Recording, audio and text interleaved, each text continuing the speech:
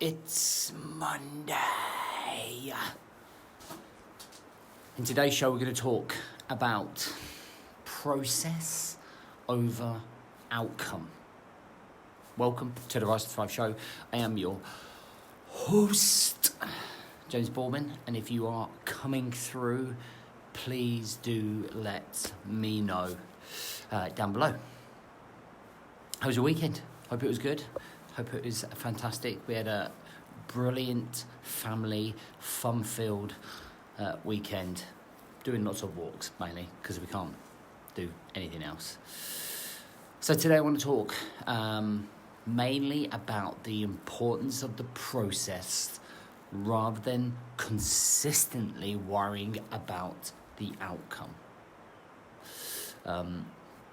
So I'm going to tell you a quick story about this, where this relates. So my second 100-mile race, which was 2019,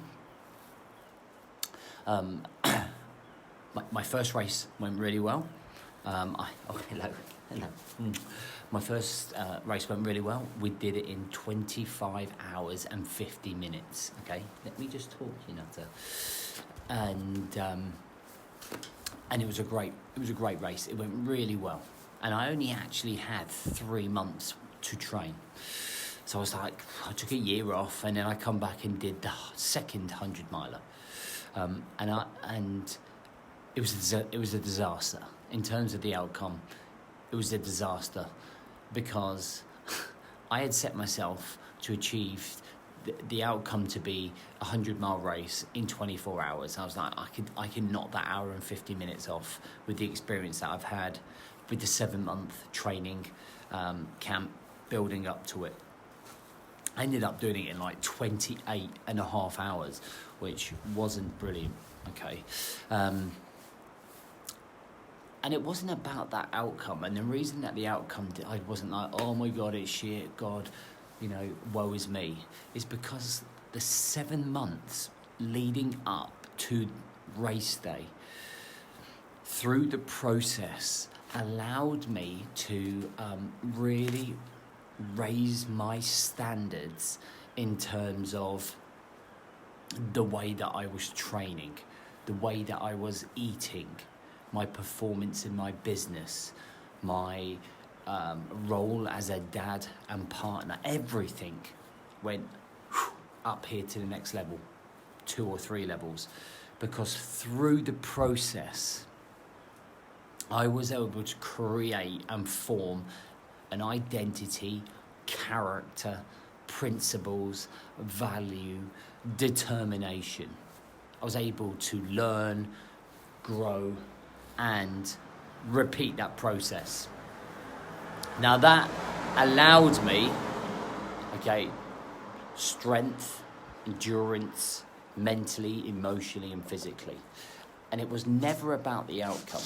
It was always about the process. In fact, the only reasons that I do a 100-miler, even though I say at the end of each race I'm never going to do one again, is because the process of getting ready for a 100-miler escalates the level that I perform at in life. Literally, I don't do it to get a 100-mile medal. I've already got one.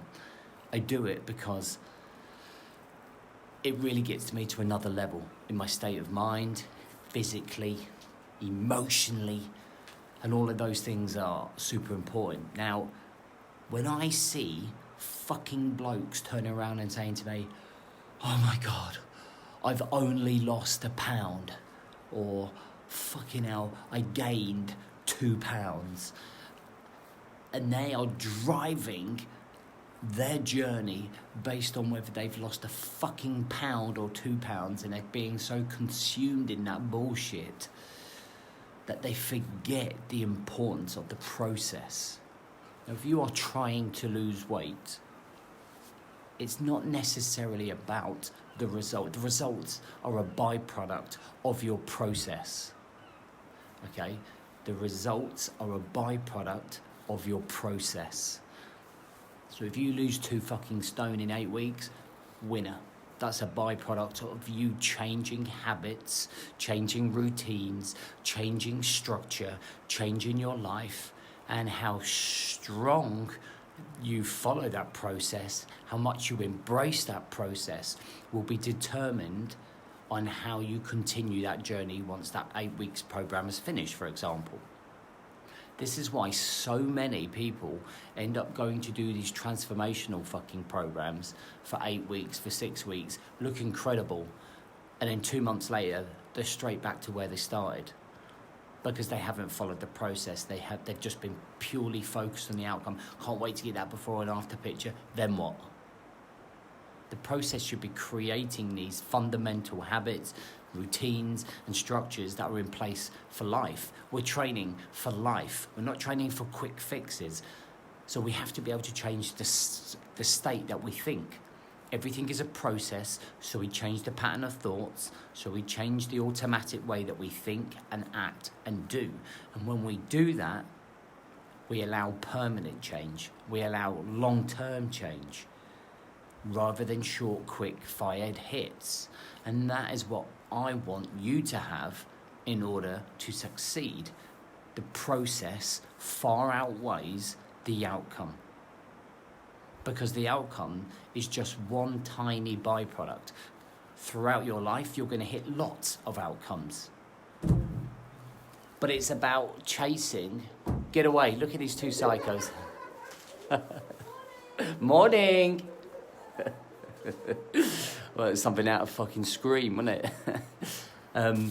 The process far outweighs the results. It's like the process is what's going to create you, not the outcome. It's the process of losing 2 stone that creates it. It's the process of running 100 miles, getting ready to run 100 miles, that creates you.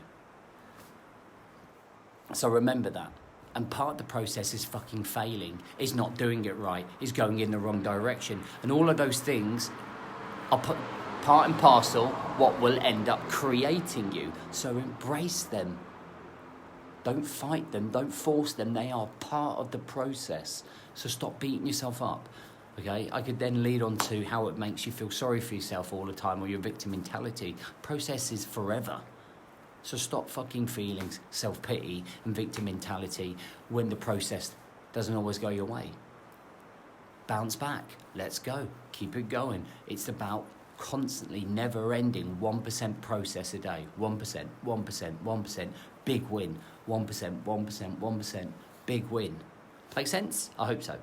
Listen, if you haven't already registered to join our priority list for the Remember the Mission seminar in London in November,